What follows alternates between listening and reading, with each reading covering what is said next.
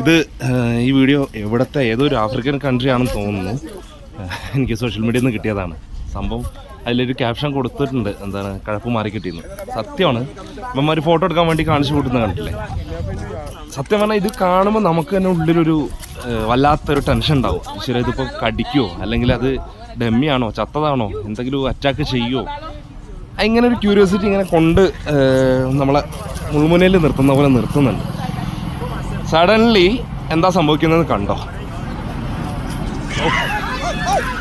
ഈ ഒരു പോയിന്റ് കിട്ടിയില്ലേ പണി. ഇതാണ് അറിഞ്ഞ് കളിക്കണം എന്ന് പറയുന്നത്. ഇതാണ് ഈ വന്യജീവികളോടൊക്കെ കളിക്കുമ്പോൾ ഒരുപാട് ശ്രദ്ധിക്കണം. അത് നമ്മളായാലും അതെ, ഇപ്പോൾ മുതല മാത്രമൊന്നല്ല, ഏതൊരു മൃഗമാണെങ്കിലും അത് അതിൻ്റെ ഒരു വൈൽഡ്നെസ് കാണിക്കും.